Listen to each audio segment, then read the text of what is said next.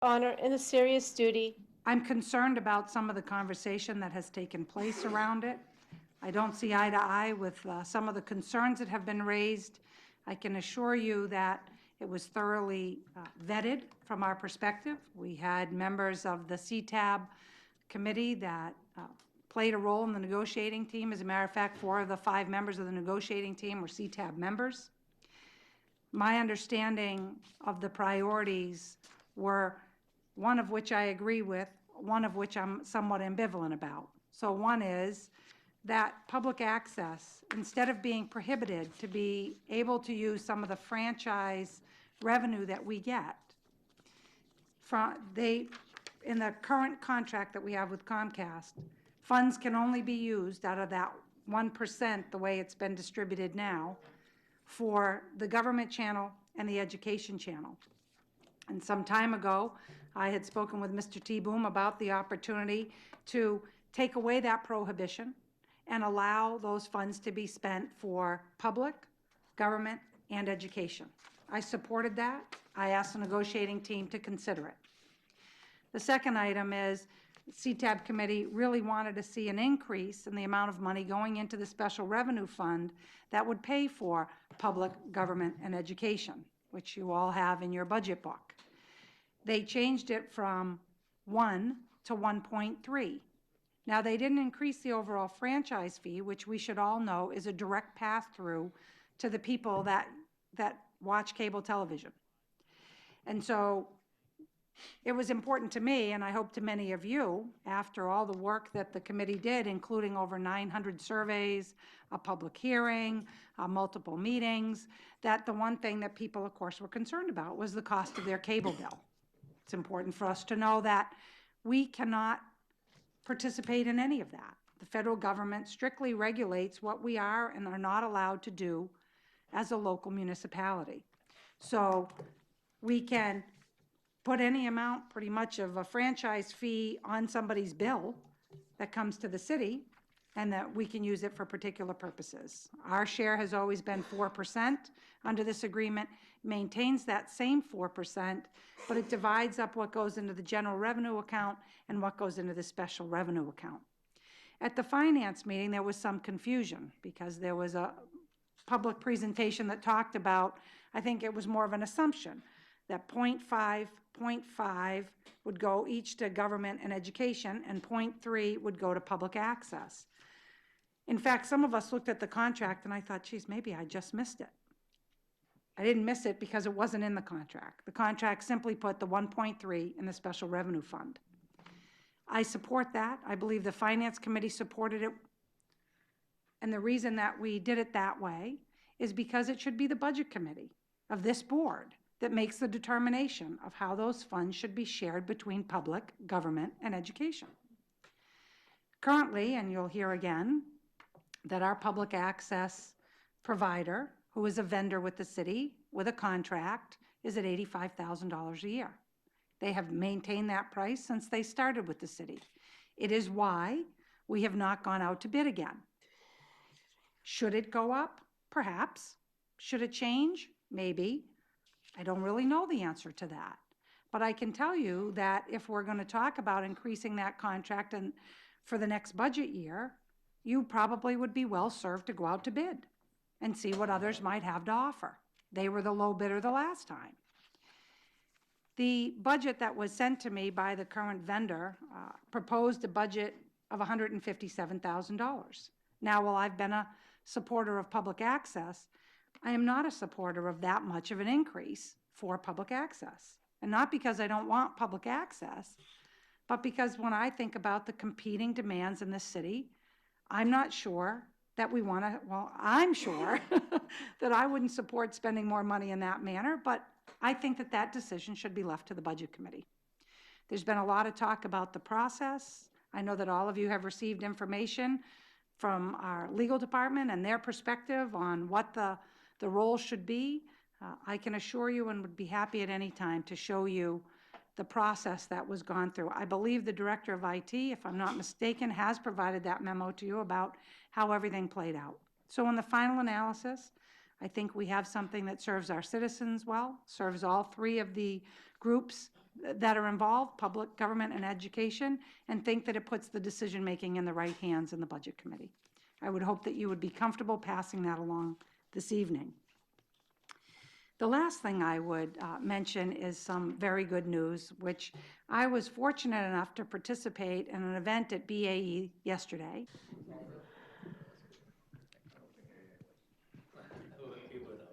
Thank you very much. My name is Fred T-Boom, 24 Cheyenne Drive. I'm speaking to you tonight with the experience of having been a founder together with former director John Barker of the television studio, cable television studio that the city owns today.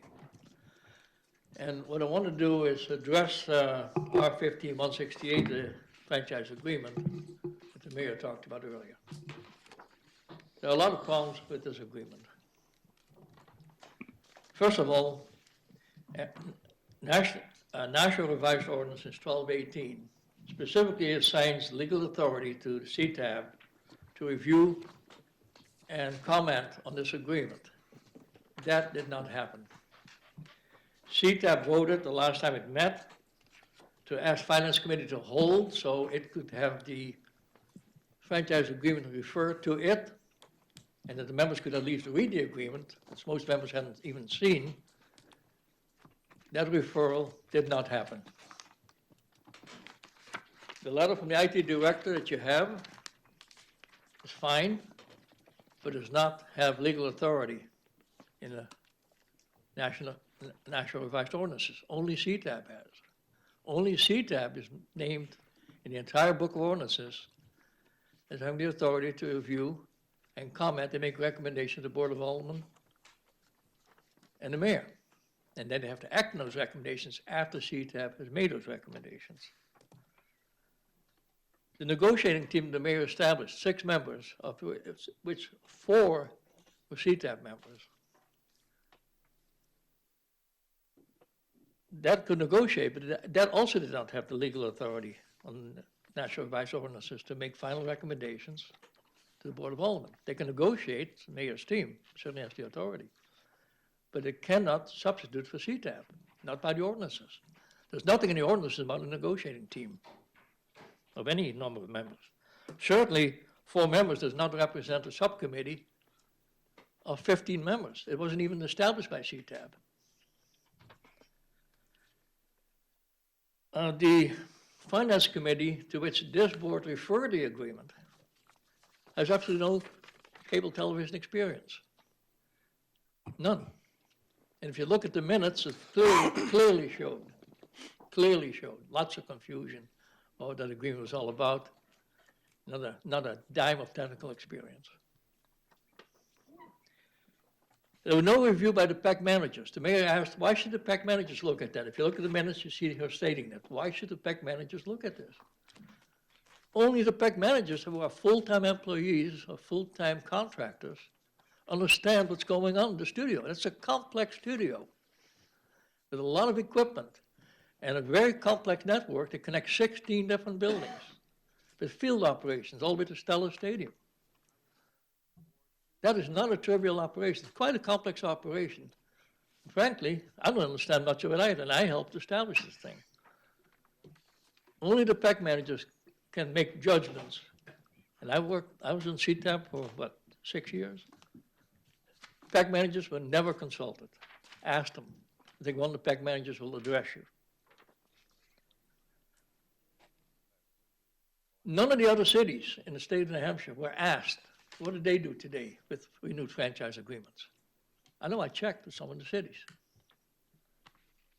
And finally, there was no detailed financial analysis made of what you really need. I didn't see any. Look at IT director's recommendation. He says, well, we made it 7 years, and therefore we adjusted the thing from 10 years what it was before. But that's not a financial analysis. A financial analysis is one of need. What is it that you have, and what is it that you need for the next 7 years of this contract? Because once you sign it, you're locked in. The experience with Comcast is, once they've got it signed, they will not budge one letter from their contract. So what you got, what you signed, you're stuck with. Now, there are budget issues. So far, I talked to process issues, basically.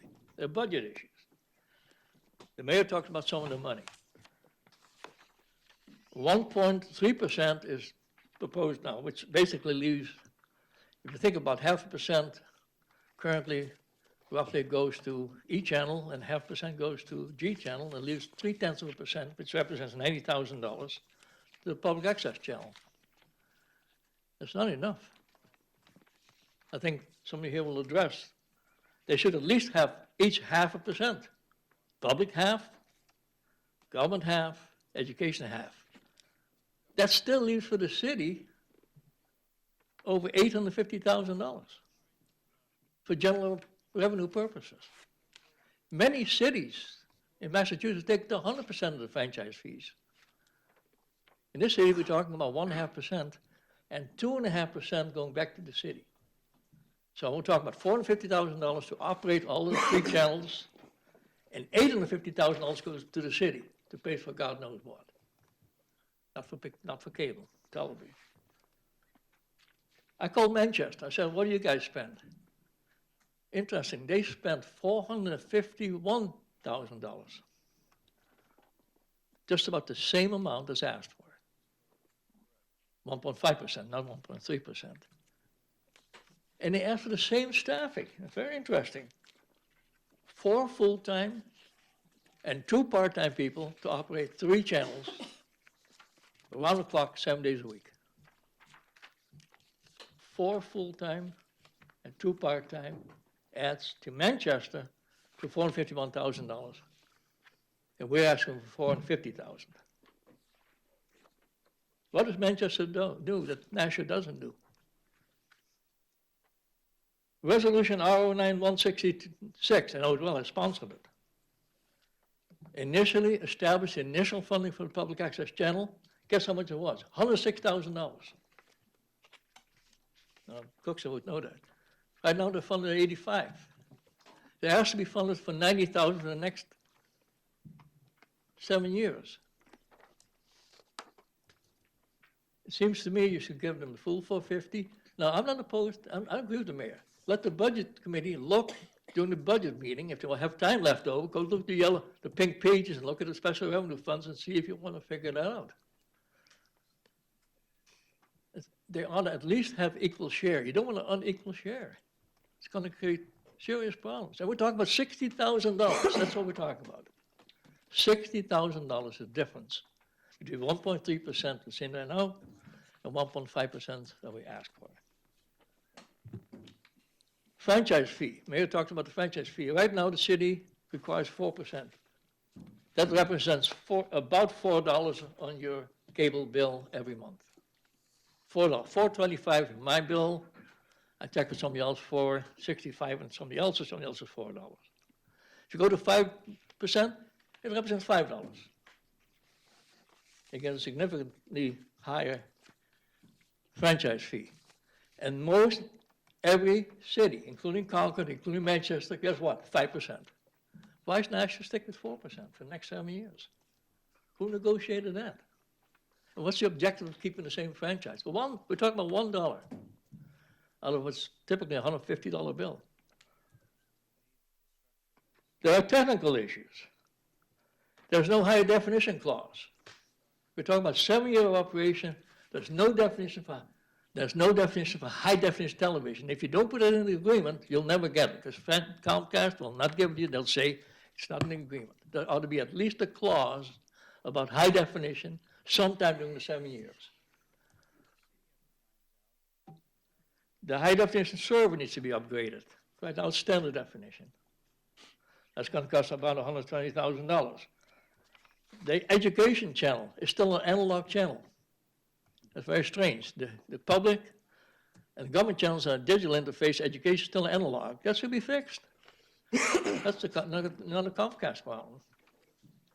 They provide the modem interface, and they haven't yet even upgraded the education channel to digital. The current franchise agreement, another one proposed, is $201,000. The current one is $150,000. Maybe it's good, maybe it's not, but which is the correct number? There's no financial analysis anywhere of what the needs are. And finally, there are exhibits in the back of the agreement, Exhibit 2, 3, 4, 5, which are the same exhibits that existed 10 years ago. They need to get fixed. Nobody fixed it. I don't know what this negotiating team did for 1 year. All they did is adjust a couple of dollar figures. I can't figure out what they did. Maybe Alderman Moriarty can explain it, because he was on the team. I recommend, in summary, that this board holds this franchise agreement, R-158, R-5168, at the board level, send it to CTAP, tell CTAP to review it, send back the recommendations, back to the board, and they can decide what to do with the recommendation. That's the process described in the National Revised Ordinances. That's the process that was not followed. That's the process that should be followed. And I urge you to follow that approach. Thank you. Thank you very much. Dan Toomey? Am I pronouncing that right? Dan Toomey? Thank you, Mike. Yeah, thank you. Dan Toomey, 10 Lantern Lane, Nashua. I work in the field. I work in Lowell at the Community Access Center down there. We have 4 channels, one of which runs out of the high school, has a separate budget. We have 2 community stations and then 1 government channel. We have a budget of almost $800,000, and that's not including the budget that the high school has. So, you know, we serve we've been in effect for about 25 years. We serve a demographic of largely immigrants and refugees. We have 1 station that just services them. But, you know, what public access does is serve underserved, not undeserved, but underserved communities, meaning communities that commercial television can't service because of the fact they have to make a profit. But there are communities such as the arts community, the immigrant and refugees community, the nonprofit communities, again, the meetings like this, and a number of other groups that are serviced by community television. So I just, I don't have a lot to say tonight. I just want to, give a contrast between what's going on down in Lowell, which is 15 minutes or 20 minutes away from here, and what's going on here in Nashua. So thanks very much for support of our community television station. Thank you, Mr. Toomey. Paula Johnson?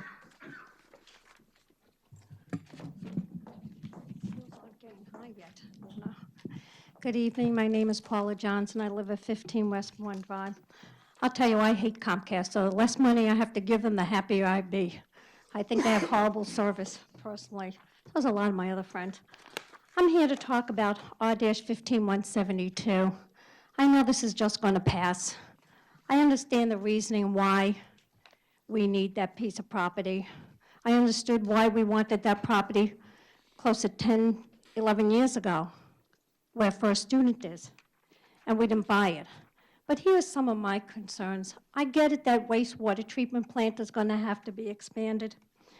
$4.2 million is a lot of money. We just had a debate here, May, June, regarding we needed a new health department. That didn't happen. I mean, the mayor's leaving come January. We're going to have a new mayor. Could be somebody sitting in this chamber here. Could be an outsider. But why are we doing this now? Why isn't the new mayor having the chance to weigh in on these things? Also, the $17 million is going to come up on road repair. Why aren't we going to hold that off? Everything's being done at the last minute. The end of the year, everything has to be done rammed through. But some of my problems here is that we buy the building for $4.2 million. Asbestos remediation. Here we go with this asbestos.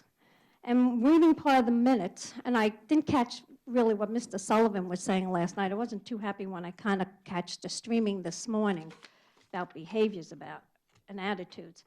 But this could cost us, optimistic price to build out is probably $6 million, but a more realistic is probably $10 million, which could mean we'd spend about $14 million all in for everything that's been described and what needs to be done with the building. We've got this Broad Street Parkway that's coming on without taxes. I didn't want that parkway. The board voted for it. We're going to start running people out of the city with the taxes. Our taxes have gone up about 20 to 24% in the last 8 years. It has. If you add up, I'm doing 2.5%. If you start adding it up, you know, this is getting out of hand. We've got people on fixed incomes. Do we understand what fixed incomes mean? That means they're getting one income, they can't go out and get another income, and there's people on Social Security, disability, or maybe can only have one income in the house. I know that I'm unable to work right now due to illness. I had to quit my job, so there's one income coming in my house right now. And I think we have to start taking a look at our taxpayers and what is our burden to be able to afford to pay our taxes. My taxes are over $5,000 a year basically now. So when we couple this with the Broad Street Parkway, we're going to buy this. What exactly is the true cost going to be here? What is the true cost of the sidewalks now that we're done with it almost? So I have a lot of reservations about this. And what bothered me also in this was the streets garage. I am proposing that be removed, which opens up the opportunity, remember, the opportunity now, for Conway Ice to build a second sheet of ice over that reception area. So that is our sports complex now. Remember, the aldermen that were on the board, when we gave that building, that land to Conway, Alderman Wilshire, Alderman Dean, Alderman McCarthy, Alderman myself, I voted against it. I believe they pay $1 a year. If Conway wants this, let's sell them the property for fair market value. So then this way, the amount of money that they're going to pay us for this goes into this building that we're going to buy, and it brings the cost down to the taxpayers. That's not a hard thing to figure out. That's a good business decision. Don't give me that look, Alderman Siegel. I don't appreciate it. Be respectful. But this is the way it goes, you know? So I'm asking the board to please consider this. If you're going to give the sheet of ice to Conway, if this is one of the reasons why we're doing this, make them pay for the land. And also consider the cost. What is it going to cost to retrofit that new building down there if you're going to bring all your lifts and everything out of the garage, the barn over there, and move it down? We had to buy that building, which is the administration building right now, that had a lot of issues with mold, and we bought that building. But we could have bought the building right now that housed for a student, and it wouldn't have cost us all this money. Thank you. Thank you very much, Mrs. Johnson. Dick Gagnon. Not too much of an adjustment. Thank you. Yes, good evening. My name is Dick Gagnon, and I am the operations manager for Access Nashua, Channel 96 on Comcast. Could you give your address, please? 28 Rochambeau Street. It's Manchester, New Hampshire mailing, but it's Goffstown, New Hampshire really is Thank the you. town. Thank you very much. And I'd like to first begin with, once again, publicly thanking Mayor Lozo for probably almost 5 years ago, taking the initiative to establish a public access channel here in Nashua. And through her efforts and the approval of the alderman at the time, Access Nashua was established July 1st, 2011. And since then, my company was hired to operate and manage it. And since then, when you talk about a community of innovation, Access Nashua has become a community of innovation. And this is, well, it's bragging, but it's also honestly the truth. If you were to look around the state of New Hampshire and look at other public access channels, you are not going to find one with the quality that we have here in Nashua. Since December 1st of 2011, which was when our first show was recorded, and it's only the second time in my 20-year history in public access where I was in front of the camera, and it'll probably be another 20 years before I'm in front again. We've produced, along with our community producers, over 54 series, totaling over 1,300 episodes. I mean, we're talking almost one show a day that has come out of Access Nashua, okay? At the present time, we have currently about 15 shows that are actively producing episodes, of which 11 of them are almost every week coming in and doing a new episode. Many of you have enjoyed the participation in being a guest on some of these shows. I'd also like to say, in the 4+ years that we've been in operation, we've only had one complaint from the mayor and the alderman, and that was our Hands Up project back at the end of our 2011, the first year trial contract. We put up a Hands Up thing on our website that automatically emailed all the aldermen and the mayor. And it was shortly afterwards that we got comments from a few of you, and please tell them to stop. We heard. So there is a big interest in public access here in Nashua. The thing with public access is, and it's our slogan, it's your station, okay? It's not myself and my team members, it's not our station, it's your station. And it's a chance for people from the public to give their views and opinions, as well as share their interests with other people. And when we did, the first we heard of what was being proposed was at the, well, after it was submitted for the first reading here, and somebody contacted me from the public the next day to say, have you seen this?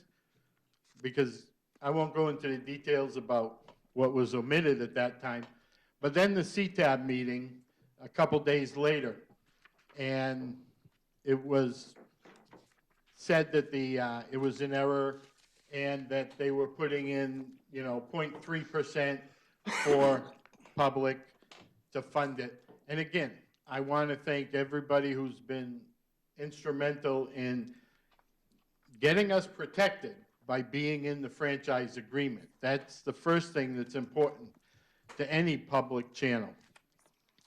The second thing was, there was a budget put forward, which, as Mr. T-Boom said, would equal anywhere $90,000-$95,000. However, what we're talking about is for the next 7 years, our budget would have to be roughly around that area, unless the budget committee, the way it's set up now, would determine that, education doesn't need as much, or government doesn't need as much, and will pass it on to the public channel. I'm not sure that will happen. And that's the reason that I'm here requesting that you seriously take a look at a 1.5 peg share of the franchise fee, so that the 3 channels could be budgeted equally and we could all perform our jobs to the best of our abilities. Let's see. Another item that is not in the franchise agreement, and I should also mention that I'm past president of the New Hampshire Coalition for Community Media and have been on the board for many years now. And I also worked with Pete Johnson, who's your education channel director, and Dottie Grover, who for many of us is the mother of public access, okay? She started Londonderry and did that for 30-something years. anyways, we worked on franchise agreements to come up with a sample template that towns and cities could use. And I do know for a fact that Pete had even mentioned to the committee members and to the powers to be that there were 2 workshops on franchise agreements, because it's not an easy thing, okay? And so those were offered for the members to be able to go and attend. I'm not sure if they did or not. But in looking over the agreement that's, I would say, in front of you today, one of the other items that's not in there is HD. Now, we're talking, again, a 7-year agreement. 7 years ago, DVDs replaced VHS. I don't know if any of you remember what a VHS was, but, okay. Well, HD in 7 years isn't even going to be the norm, and it's not even going to be the base. Apple, with their iPhone, is coming out this Friday with a little camera on their iPhone that's going to shoot Ultra HD. And here we are at standard def, 4:3, low quality.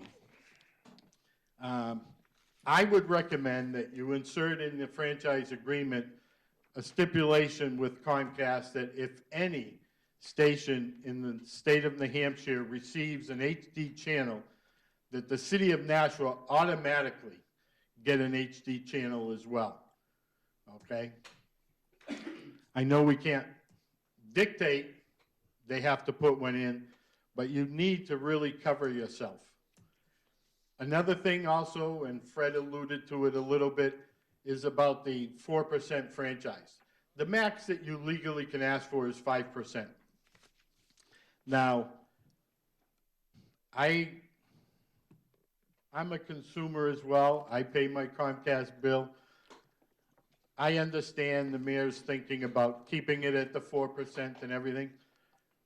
Okay, however, again, a clause should be put into the agreement that stipulates that any time during the 7 years, if the city warrants and agrees that they should request an increase, either whether it's 0.5% or 5%, up to the 5%, that they just be allowed to do that with a letter in writing to Comcast. I think that the agreement really needs a little more looking over,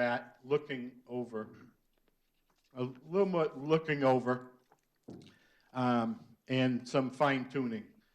And again, I thank you all, and I hope respectfully that you'll consider raising the 1.3 to 1.5. Thank you. Thank you very much, Mr. Jackson. Kathy Marin McCoy. That sounds fine if you can hear me. Hi, my name is Kathy Marin McCoy. I live at 4 Birchill Drive in Nashua. I'm not here really on the business aspect of this, nor the negotiations of any of the allegations of the budget. I'm here more as a resident of Nashua. I've lived here for 43 years. I watch Access Nashua. I enjoy it. I think it's the quality of it is unbelievable. I saw a advertisement looking for volunteers for the station. So I had never been into the studio until probably 6 months ago or so. And I really liked the way the television shows looked, so I thought, well, this will be really interesting and it might be fun. I'm going to go volunteer. So when I went into the studio and started learning about the process, I was absolutely stunned at what they produced, because for that amount of money, I don't understand how anything can operate, but that's another whole situation.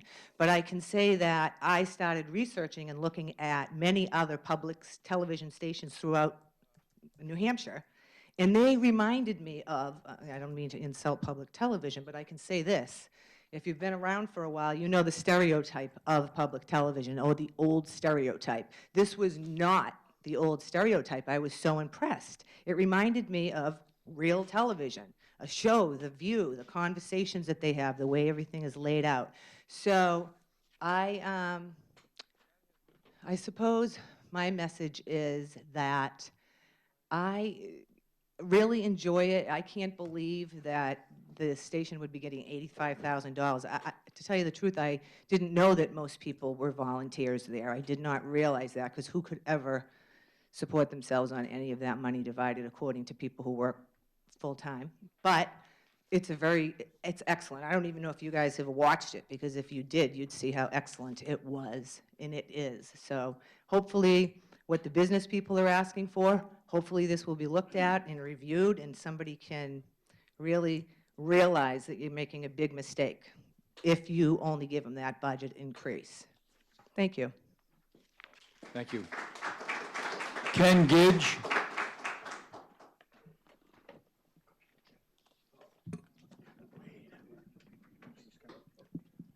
Okay, thank you. My name is Ken Gidge. I'm from Nashua, 22 Hayden Street. I am one of many of your state representatives. My wife is also a state representative, so that probably means that we may be the first couple in the city to be husband and wife as state representative. Fred T. Boone, I don't always agree with Fred, and hardly ever do, but 10 years ago, it was Fred T. Boone, myself, and I believe one other person, and you people were ready to sign a contract with Comcast. We stood up and said, really loud, don't do it. You're going to sign it that night. And we said, look, we need one more channel so we can have a public access television station. It got so ruckus, I believe that they turned the TV off, and I believe they turned the sound off.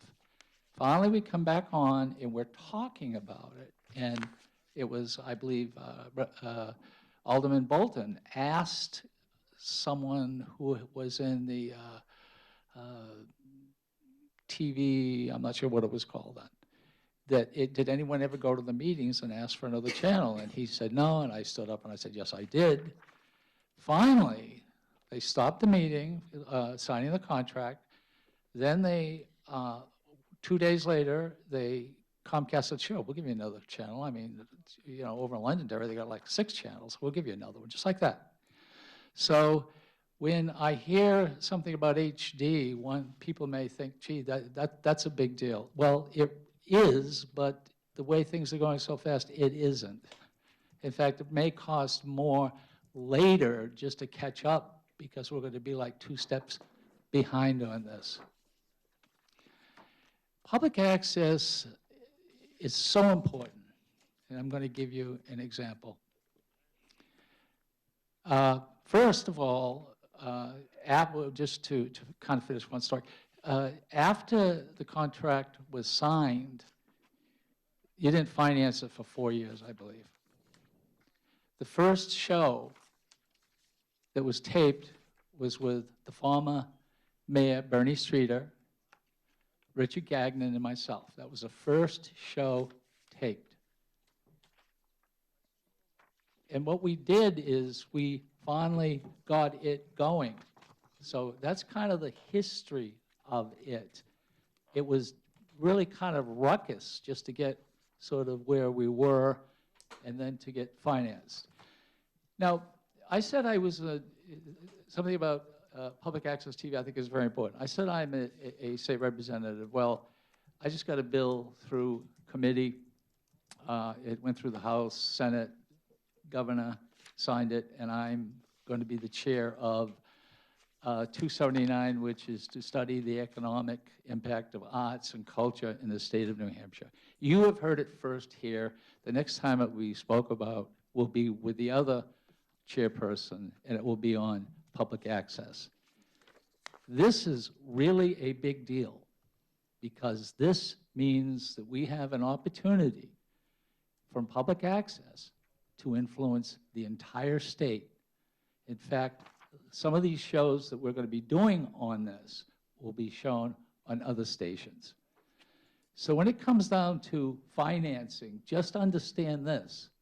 You're getting great quality and you're not paying hardly, or I should say, certainly not as much as everyone else.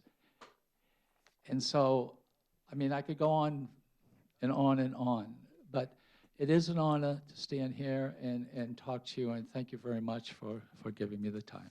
Thank you, Mr. Gidge. David Robbins.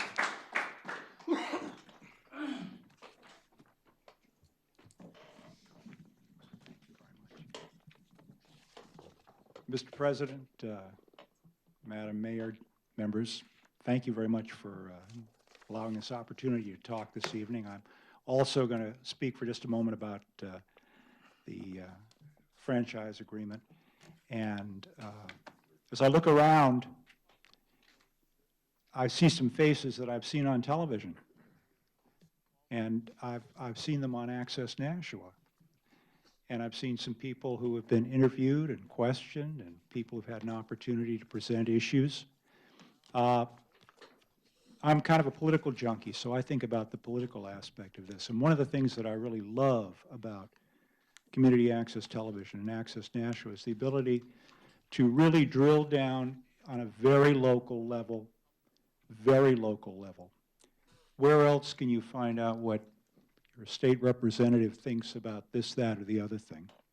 Where else can local officials come on a regular basis if they choose and have a forum and have an opportunity to present issues, have an opportunity to debate issues, and have an opportunity to be questioned about their beliefs? We talk about the democratic process. It's tremendously important, tremendously important. This is where our lives are lived, here. In a very real sense, they're not lived in Washington, they're not lived in Concord. They're lived here in Nashua. The folks who represent us, you folks, are in many ways the most important representatives we have because you have the impact on our lives.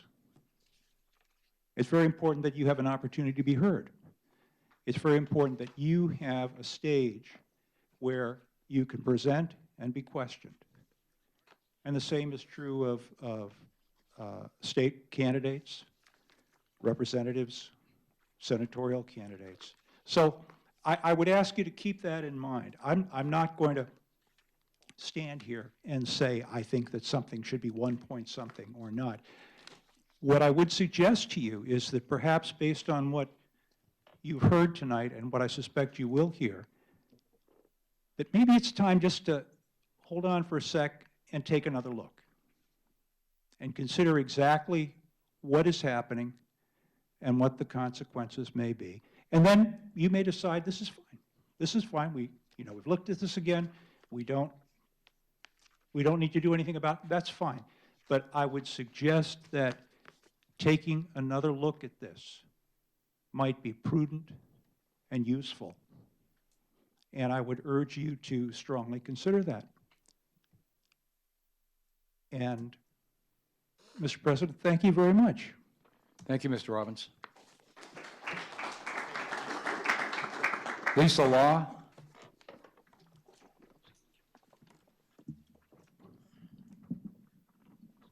Hi, I'm Lisa Law. I live at 78 Concord Street in Nashua. And I just wanted to speak tonight in support of public access. I worked for 10 years in broadcasting. I worked as a television producer at Channel 9 and Channel 11. And I also worked at Manchester Community Television.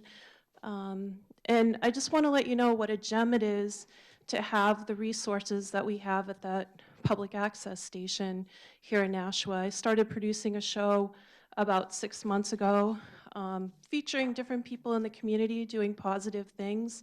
I feel like that's an underserved voice in our community, hearing about all these positive things going on.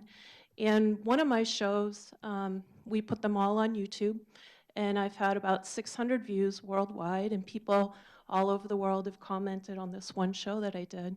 So the impact that we have is not only creating a positive atmosphere in our city, we also have the ability to impact people across the world and have them help think more positive thoughts. So please, I ask you, as everyone else has urged you, to please look deeper into these decisions tonight. If you can put off the vote, please do so. Do some more research. We don't want to make decisions tonight that are going to impact the creativity and the innovation going on down there, because it really is a gem. It's a great outlet for all kinds of people to come and talk about what's important to them, and so that's why I'm here tonight, urging you to do that. Thank you. Thank you very much. That concludes public comment on items to be acted upon this evening. Yes, Alderman Cookson. Thank you. I've been approached by 2 members of the public that weren't able to sign up for the first public comment period, Mrs. McIntosh and Mr. Avard, and didn't know if the board might waive the rules. Anyone to have allow any them to speak. objections? And who are they? Names? You have the names? Denise and Denise McIntosh. Would you like to come up and give your name and address for the record? And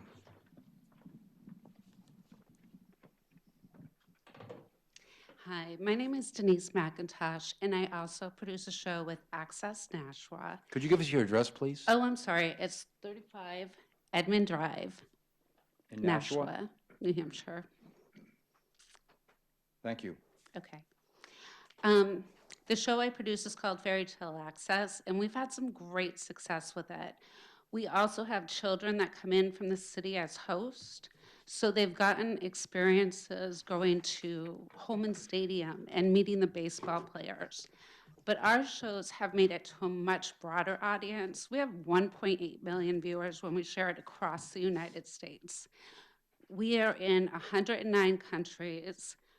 Because they like the concept of the show and the way the station operates, this past March, we were invited to Egypt to do a show there. So it gives people a lot of different opportunities. And the young kids that come on our show get the opportunity to host a show. They get to learn to question things more. What's going on in their society, what's going on around them. And the biggest concern I have with what happened with this contract is that it didn't go through the advisory board that you have set up. So that sends the wrong message to the young people that work for me when they look at something like that. Because if you have an advisory board, they should be able to look at it and give you back their full decision and their recommendations. Moreover, if you're giving something back to Comcast, we're not getting a break on our bill. So you should use all of the funds that you have available so that they can upgrade equipment and show the great things we do in Nashua. We're on travel lists all over the place because a lot of these producers will come in and they'll show you what Nashua's like, what the people are like, what they do, and that's what people want to see. And then they come to visit. That just brings in more business. So I really hope you'll consider giving the proposal back to the advisory board and then considering what they have to say. Thank you so much for your time. Thank you very much. And who was the other speaker? Senator Avard. Thank you, Alderman Cookson, for speaking up for us, and thank you, Mr. President and Madam Mayor, Alderman Wood. I look around and I do see some familiar faces that have been on the shows. Alderman McGinnis, Moriarty, President, and it's been a pleasure. I host 2 shows. One's called Gate City Chronicles, and one is called Speak Up. Name and address. Oh, I'm sorry, 68 Bartimus Trail, Nashua. Thank you. And I've been doing this for about 3 years, and we've done about maybe 260 shows, close to 260 shows. We have about 71,000 views, and these views range from Egypt to Australia, all over the world. And it actually puts Nashua on the map. The beauty about Gate City Chronicles is that local businesses can come on the show, startups or businesses that have been around, services that have been around for a long time, nonprofits. They can come on the show and they can say, hey, look, I'm in town. Come take a look. You know, as you look around Nashua, you see the sidewalks, you see construction being done, some parkways. You're building into the infrastructure. And part of the infrastructure is your local access, and I strongly believe that that allows you a huge trophy to put on your shelf. We have one of the most premier access, local access shows in the state. Everywhere I go and everybody that I talk to, they say, Senator, you got your own TV show? Oh, yeah, it's cool. And we got a green room, and we have the capability of high definition. People would love to have what we have. It's part of our infrastructure. People can come on our show and be heard. There are other things that are really great about local access. Kids can come in high school, junior high school. They can actually come in and learn how to edit for free. We have some of the most premier teachers here. It's part of building your infrastructure. It's building a community. It's putting in action what we have here in education. There, you can apply it, and it doesn't cost the individual anything. You're really helping out the community with this. High definition, again, it's going to be one of those things that's going to be gone tomorrow. It'll be ultra. And I would strongly urge you to at least consider holding off, re-looking at this, and maybe adding to this infrastructure. It's really important. And I really thank you very much for your time.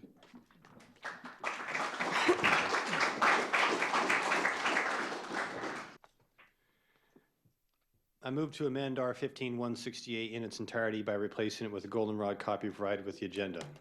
Motion by Alderman Moriarty is to amend R 15-168 in its entirety by replacing it with the goldenrod copy provided with the agenda. I'd be happy. Could you provide the? I can do it. Yes. The short version. You want to provide the? Yeah, I'll provide it. All we did, we took the percentages out, Took the percentages. and it's going to be handled by the Budget Committee during budget time. Alderman Moriarty. Yes, I was going to direct your attention to section 7, 7.1, 7.2, and 7.3.